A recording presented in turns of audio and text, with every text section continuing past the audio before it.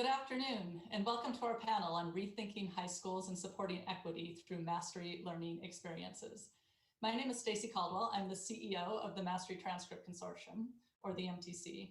The MTC is a growing network of public and private schools who are working to transform the high school experience and who are introducing a digital high school transcript that tells the story of each student's unique strengths, abilities, and interests. I am so pleased to be joined on today's panel by Julia Bamba, who is the principal at Gibson Neck High School, Sarah Kiley, who is the general manager for K-12 at Parchment, Sarah Young, who is the director of strategic initiatives at the Utah State Board of Education, and Zena Evans, who is vice president for enrollment management and the associate provost at the University of Florida. Thank you all for taking time today to share your insights. As we kick off, let me just start by saying this is a really fascinating time to be having this conversation. We find ourselves in a world that is shifting and challenging in so many ways. Last spring, in the US alone, 55 million students saw school either move online or get canceled altogether. And this fall, estimates show that about 52% of students are learning entirely virtually, with only 25% attending class every day. Many rising seniors have been unable to take an SAT or an ACT, and many will have changes to their grades for at least one semester as they think about their admission process. And while challenges exist for all, it is also really clear that the inequities and racial injustice that are built into our systems are being further exacerbated by this crisis. But as we take a look at this and look at all the challenges, I and we certainly think that there's also room for a moment of hope. Across the country, we see conversations about how students learn really opening up and accelerating. We see schools and learners recognizing that there's a great opportunity for students to own and define their learning paths. Schools and families are recognizing that learning is not constrained to the school building. It can and should happen everywhere. And schools are starting to be willing to have really big conversations about how we know what students know in the absence of year-end testing, which really opens up the opportunity to much more authentic assessment models. So in this panel, what we really want to dig into is what it will take to take that moment of hope and make it an ongoing reality. We have a great group here that can really dig into two, I think, interrelated questions. The first is, what does it actually take to transform a school to mastery learning? And the second related and also important question is, what do we need to be thinking about to make that shift sustainable? So what are the technologies, the policy shifts, the elements of college admissions that can either accelerate or hinder the move towards rich mastery learning for all students? So Julia, I'd love to kick off with you. As the principal of Gibson Neck High School, you've been showing us a really exciting new vision of what high school can be. So I'd love for you to share a bit about Gibson Neck's model and also how you and your students have been navigating the pandemic. And Julia, we can't hear you. Maybe we should start with unmuting. Thank you. So thanks, Stacy, for having us here and inviting us to share a little bit about Gibson Neck and our journey and our commitment to the master transcript as well. So we are a small school in Issaquah, Washington. We opened in 2016, and we have about 170 students in grades 9 through 12. We are also focused on personalized real-world learning. We embrace the vision for students to really dig into authentic learning and to have a big impact in their community. So those are the real goal of what Gibson Neck is.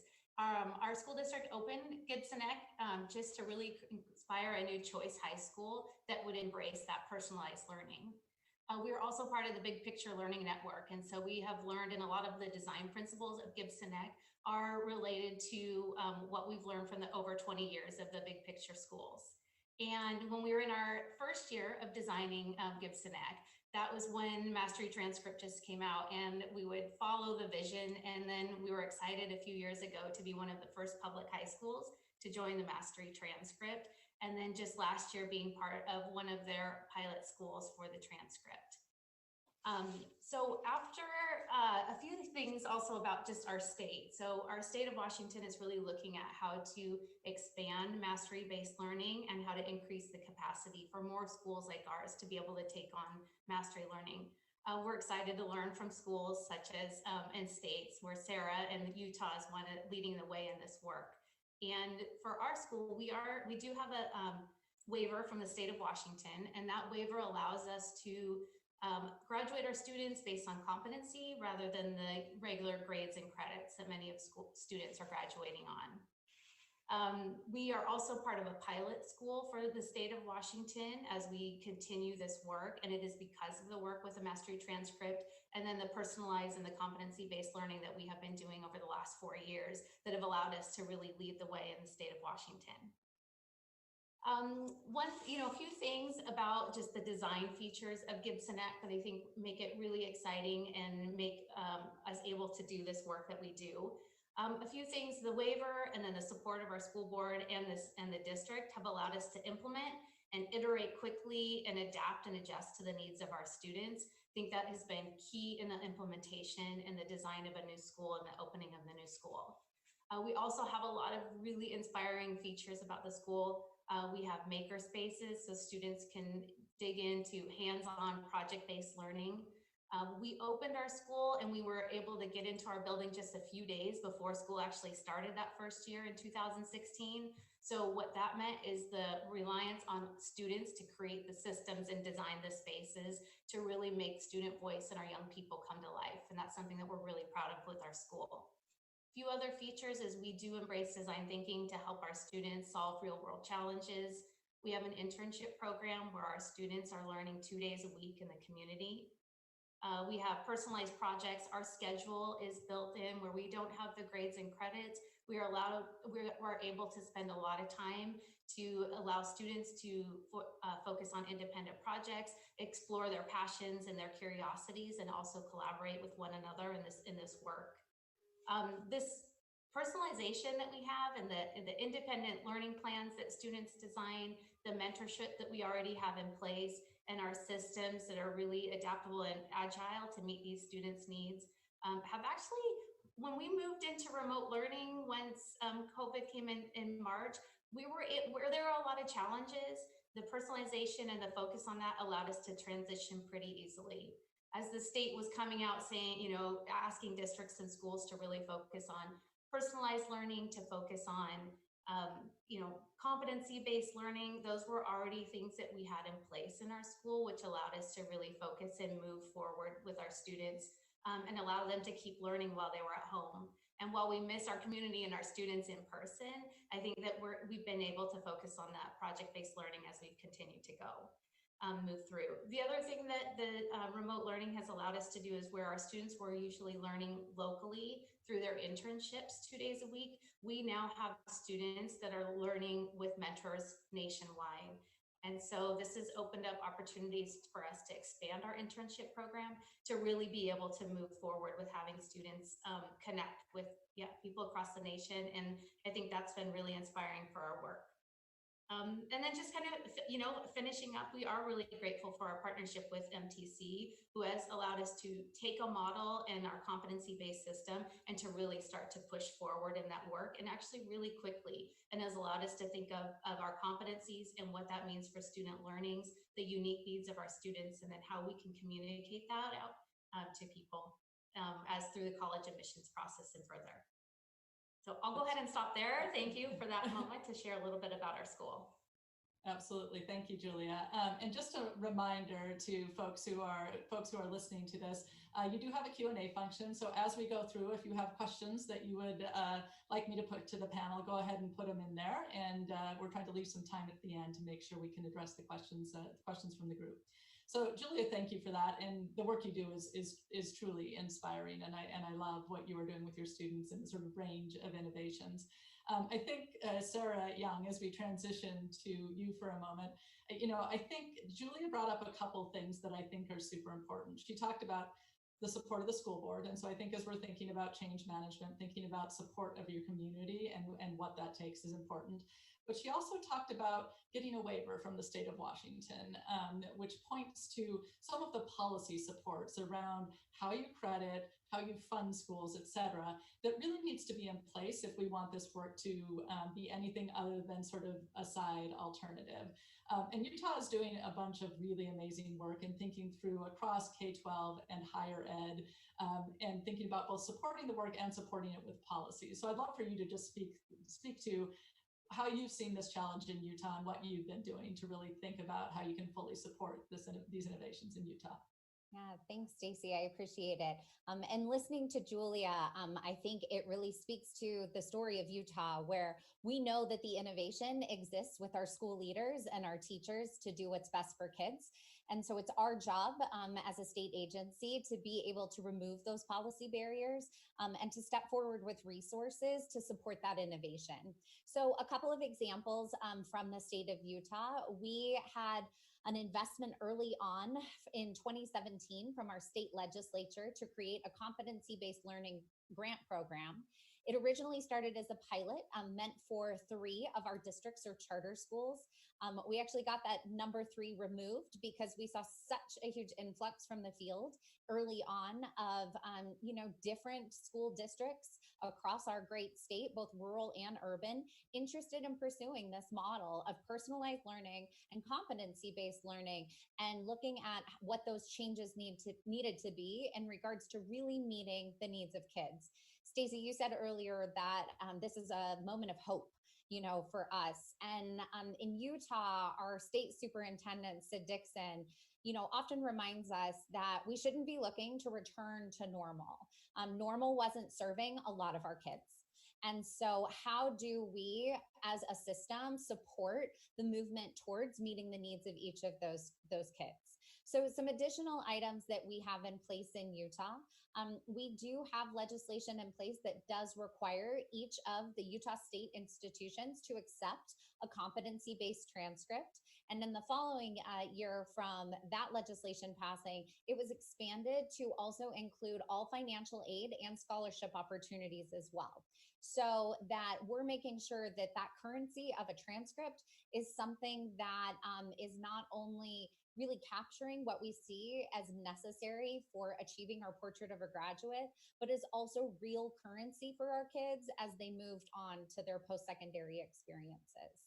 Last but not least, I would just share that right now in the state of Utah, we are engaged in a funding study around looking at the mechanisms by which we fund public education. It's being led by our Chief of Staff, Tiffany Stanley. In that conversation, we've actually already adjusted our board rule around state funding to allow for mechanisms that are attendance-based as well as learner-based outcomes. And so by providing that flexibility in language, we're really starting to honor that the experiences in K-12 are starting to look drastically different. And we want to be there to support our LEAs in making those innovative choices, not seeing barriers at the state, but seeing partners in regards to advancing this important work. So finally, I would just wrap up and say, as a credit to Mastery Transcript Consortium, we were fortunate as a state to be able to partner with you guys early in regards to, rather than hiring an individual at our office to oversee some of the competency work, we put our money into resources that we felt would support our LEAs, both in terms of creating professional learning communities for them to work with others across the nation, but also recognizing that those key pieces like transcripts shouldn't be something that every individual has to create for themselves, and that there's opportunities to be able to work with others and experts such as Mastery Transcript Consortium. So that's one thing you can take off your plate, so you can really focus on the needs of your community and how you're instigating that change. So those are just some examples that come from the state of Utah. We are very fortunate that we have amazing local leaders who are really driving the work at their schools with their teachers and their students and parents. And we are just here to support them and make those changes possible. That's great. Thank you so much, Sarah. And Sarah hit on a number of things. I mean, we see across the country folks who are working to support this in K-12, but forget about hey, if there's a state mandated scholarship that requires a GPA, then you've got 2 systems sort of working at cross purposes. And so I think what you've done to really line up all the systems is really important, and including to the work that you're doing and thinking about the funding. So that I think is truly impressive, and I think a model that other states are looking at, which is fantastic. I also really liked the way, and I think this is Sarah Kiley, a good transition to you. I like that you use the term, how do we give our students currency for their accomplishments? So when they've done something, when they have proven that they have a skill, or they have proven they have a certain accomplishment, they have that achievement, how do we make sure they can take that and use it in a range of pathways? And so thinking about that as college admissions, thinking about that as showing an employer what they can do, how do we make sure students really have currency for their accomplishments? And I think, Sarah, as we transition to you, the work that Parchment is doing is a good example of this, because I know you all have been working on a range of partnerships and setup to really try to remove barriers, so that when students have a transcript, when they have a credential, that they can get access to that and make sure that they can get it to folks without some of the barriers that currently get in the way. So love to transition to you next to talk a little bit about how you and Parchment are thinking about some of these challenges. Yeah, thank you so much, and thanks for having me on the panel today. It's wonderful to hear about the things happening in Gibson Eck and in Utah, with really forward-thinking administrators and schools beginning to document the skills and competency achievements alongside the academic accomplishments. You know, the official transcript is evolving in both form and substance, you know, originally from a paper-based through mail to electronic images and standardized data exchanged online, and then extended into competency-based transcripts that communicate what was taught, what was learned, experiential transcripts that verify co-curricular experiences and accomplishments, data-enabled transcripts with embedded links to introduce more levels of detail. You know, as you mentioned, Sarah, we live in a credential society that calls for kind of a new era of academic credentialing aligned with our digital and mobile culture to make student outcomes more easily understood and actionable. And at our core, Parchment understands really that credentials matter to learners, to educators, and to employers. And so today we partner with innovative schools and institutions to take orders for and deliver these extended credentials. In the knowledge economy, where individuals are defined by their credentials, you know, we're going beyond courses, grades, and credits to show the full impact of an education. And our member institutions are extending these credentials, storing them online where they can be easily accessed, and allowing learners to quickly show what they know and how well they know it. We're really in a new generation of credentialing, and at Parchment, we're laser focused on helping more learners turn more credentials into more opportunities. That's fabulous. Thank you, Sarah. And this theme of credentials matter, I think, is really important. And Zena, as we transition to you, you know, as we think about credentials mattering, a big piece of why credentials matter and how credentials get currency is for students as they make the transition from high school to college and go through the college admission process. And so we know that really college admissions is critical to the ongoing sustainability of this work and affects so much of what goes on in high school. And we also know that you are facing an unprecedented set of uncertainty this year with the change in the way that students have been grading, with the lack of SATs and ACTs, and the move to test optional and test blind that so many institutions are doing. So I guess, you know, I'd love to just get your broad take on how you and what you've heard from other admission folks are really approaching this year. And then maybe, you know, some of what you might see as opportunities that will come out of what I've been referring to as the sort of forced experimentation that we're all going to go through as part of the admission cycle this year. Yes, absolutely. And thanks for inviting me to be a part of this conversation. And, you know, right now in the admissions world, universally, we're straddling crazy and opportunity constantly. And we are living in what I like to call the new now, which changes daily, and in transition to the new normal, with very few guideposts to say what direction we could go in to get to that new normal. So So the usefulness of models that we've used and we've developed and, looked at critically for years are all in flux right now. This whole virtual recruitment environment and trying to keep the hallmark of developing relationships within that context. On the one hand, I think one thing that all of this has pushed us to do in higher education is to meet students where they were already engaged. It definitely pushed us there. Their ability to get information and engage and develop relationships via various social media. They are, far more experts than we are at it, but it pushed us to go into that space. But some of the things that we are concerned about, maybe we lost, was that opportunity for relationship building in smaller types of groups.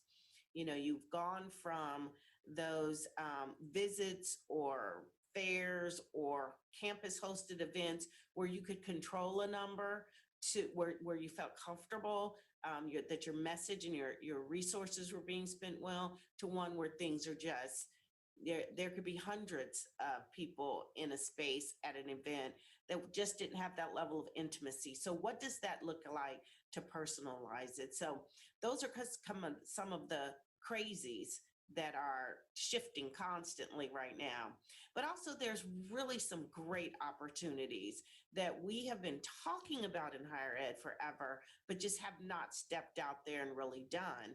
And I think one of them is really evaluating whether or not we need those 5 things that we keep saying you must have to make an informed decision about whether or not a student is prepared. And when you look at the disruption that happened in last spring for all students, not just the seniors or the juniors who are coming up, just for all students, the information that we're going to get on transcripts for the next couple of years are going to be, just not have the information in a way that we've been historically thought about it. So and we're going to still need to make those decisions. So is it really that important to have this piece or that piece or the other? The big one right now is the test optional movement. In response to the lack of opportunity for a variety of different students, particularly students in rural and urban areas, access to standardized testing has just, blown up. And rightfully so, as schools are opening, it's still not stable just yet. Who is going to really get access to those opportunities? And so therefore, is it absolutely critical for us to have that piece of information moving forward? Or could we be informed in another way to get the same level of information? I think the idea of context is even more important than it ever has been. In the holistic admissions philosophy, context is at its core. And now that's going to be even more important as we evaluate, the spring of 2020 on any student's credentials. We're going to really need to understand what that context is. And then I think the other challenge is this idea of the value of the letter grade system, which we all know and understand, versus the bravery of some schools who are signing on to MTC and Julie and her team going out there and saying something different. What does the value of competency base give us? And how does that challenge our standard of how the letter grade system, is the end all be all? And so I think the conversation that has been going on in the Master Transcript Consortium has been phenomenal in pushing us. Oftentimes it's said that, well, if higher ed would change what they ask for, we could be more creative. I'm of the opinion, get creative, because we need your students. Get creative, and we're going to meet you there. It's going to be an awkward dance for a minute or two, but we all are going to get there. And at the end of the day, if us getting to that level, to that that difference in credentialing allows a young person to go to college who might not have gone otherwise, then, you know, it may be messy, but we've done something really good here. And so that's how we're trying to look at this year. Do we need things that we've always said we needed? How are we going to be able to define context better than we have previously? And the credentialing. Do we really need this, or might this happen? And in the state of Florida, in the four-year public, four-year institutions, we have an institution, New College, that does not do letter grades, that everything is a evaluation or an assessment in writing. So we believe in that value, as we have one of our own institutions, and we haven't really been as successful in translating that for who's coming to us. And I think this opens that opportunity to do that amazingly. So, you know, just really excited about the things that we're seeing going on, and really trying to figure out how crazy will turn into opportunity. That's great. Thank you so much, Zena. And we certainly all empathize at just how many unknowns you all are facing this year. But I really appreciate the advice of, we all just got to recognize it's going to be a little bit messy and it might be a little bit awkward, but get creative anyway. I think that is such a good mantra for how we all should be approaching the work. So I appreciate that. I'd love to go back and sort of open up a couple of themes that have been running through and maybe make them a little bit more explicit. So Sarah, I think the first one would be the theme of equity and how we actually use this work to drive further equity, as opposed to, and guard against this work turning into one more sort of source of inequity for students. And Sarah, you mentioned your lead saying that we don't want to just return to normal. I think that, you know, when I talk about mastery learning, I often start from the core of good mastery learning is, in fact, equity work, because by definition, you are meeting students where they are. You are personalizing, you're putting the students at the center and letting them build from their strengths and based on their passions to really be the best student that they can be, and sort of learn across a range of outcomes. So I take that as sort of a core belief, and think it's a really important element of this work. But I'd love for folks to just sort of weigh in here on what you see as the specific opportunities around not just returning to normal, but setting the bar a little bit higher, and what this sort of year of experimentation and what this push towards competency, mastery learning, deeper understanding of what students can do to really support us increasing equity in our educational spaces. Yeah, so this is Sarah. I'll jump in real quick. You know, I think for a long time, as our system, you know, just grew and grew and grew, we really perpetrated the industrialization of public education, and looked at it through the system lens of how do we batch students by birthdays, you know, and, you know, put them through a similar process to try and achieve, you know, like the best outcome we can. And if you look at all of the states in terms of our current, you know, reflections through accountability with the Department of Education, you know, it is clear that although that system works for some students, it certainly doesn't work for all.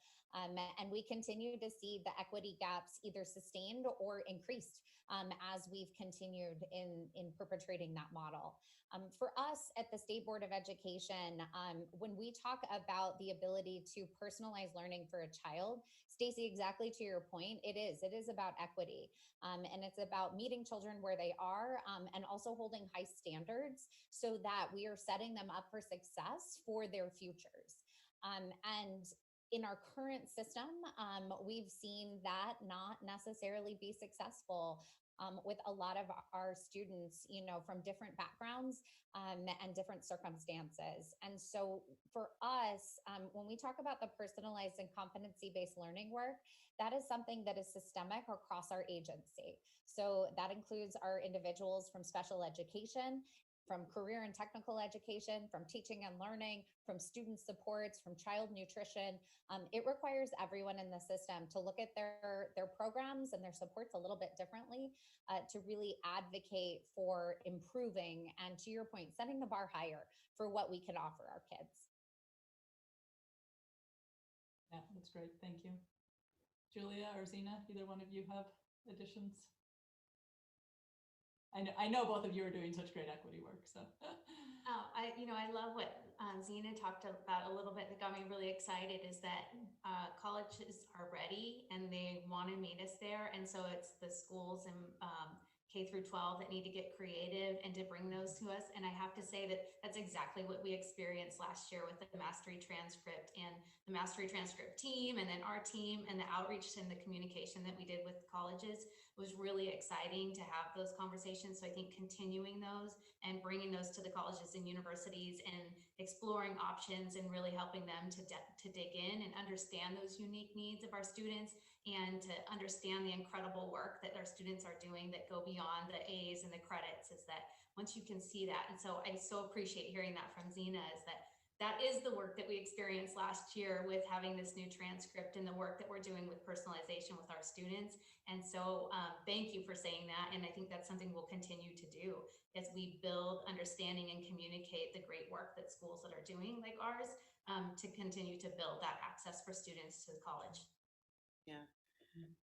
I also think oftentimes when you mention equity or you're in the equity space, somehow this idea of lesser than comes into, we got to scoop up those kids who couldn't otherwise make it or do it, when in actuality, it's not about the students and their ability to show who they are. It's about our constraints on how we allow them to show that. And so it's the adults in the room and how we came down to this one particular system. So I think the more often that we think about how our students express their learning and themselves, and figure out how to harness it in such a way, having worked with MTC and having been part of the higher ed advisory board, and just seeing that evolution,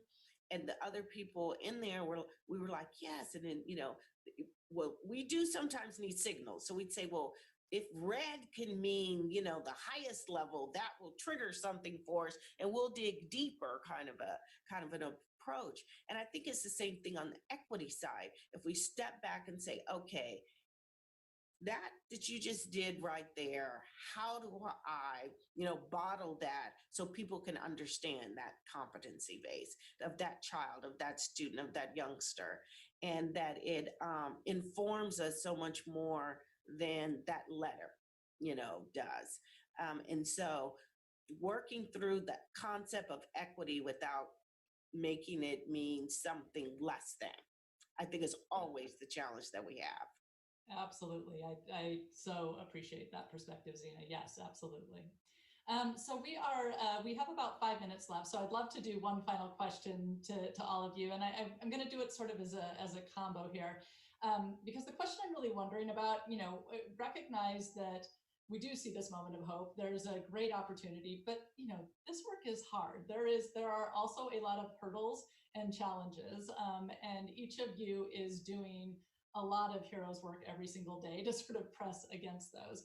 So I guess I'm curious what you see as a big challenge, and sort of what you would sort of advocate for or hope for as one of the ways that if you could take what you see as your biggest challenge and solve it, what would that look like? And I think that'll give everybody a good sense for some of the initiatives, the policies, the systems that we should continue to push for as a group and as a field.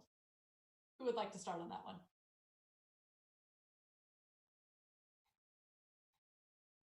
Sarah, Kylie, mind if we start with you? Oh, sure. I'm happy to start.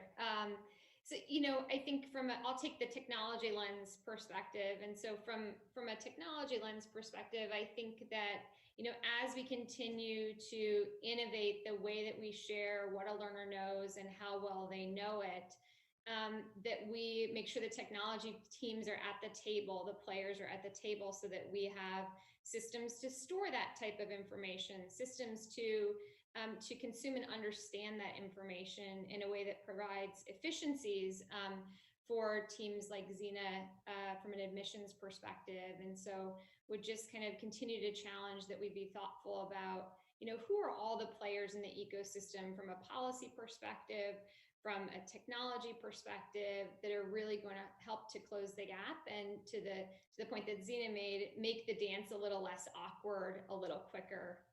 So we'll continue to challenge ourselves to be thoughtful with the schools and institutions that we partner with, and so I guess that's from a tech perspective. Yeah, I think that's such a great point. We have worlds to go in terms of supporting this work, for sure. Yeah, I think I'll take it from the access perspective, in that there are particularly rural and urban schools that is going to take a lot longer to bounce back from this COVID experience that we've come through. And at the same time, they're the schools typically with the least amount of resources to be able to get out there and be a little bit more creative for their students. And so how do we ensure that those schools are also, that we're also paying attention to how they are able to represent their students' learning?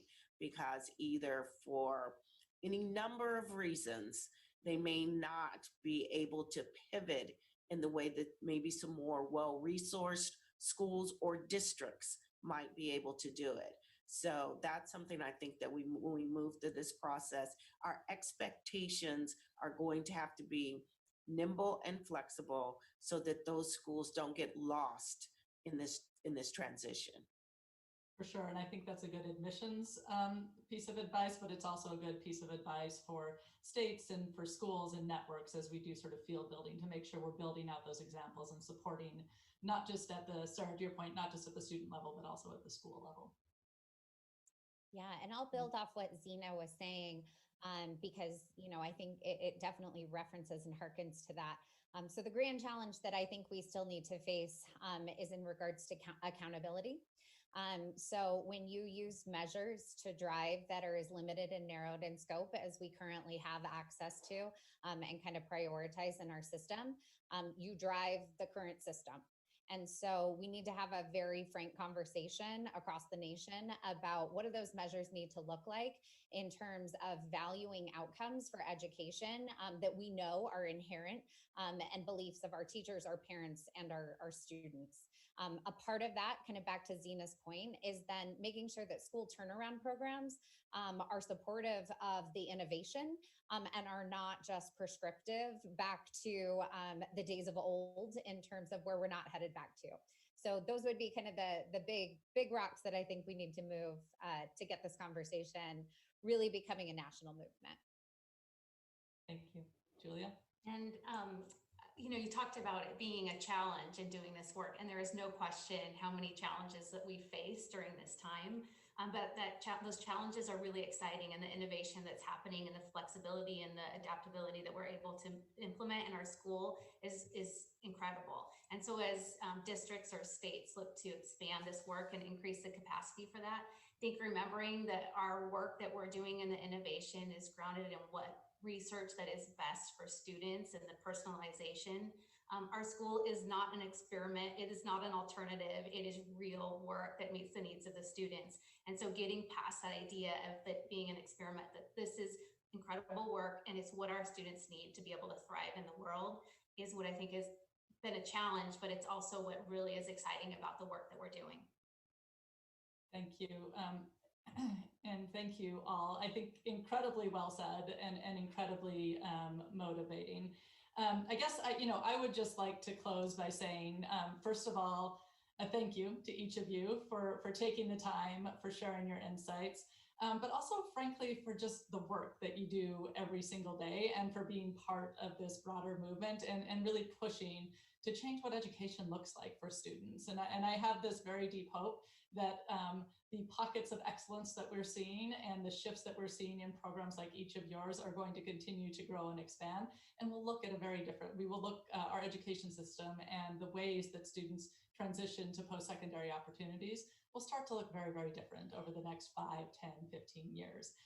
So each of you inspire me, and this has been a really fabulous and fun conversation. So thank you all very much. Appreciate it.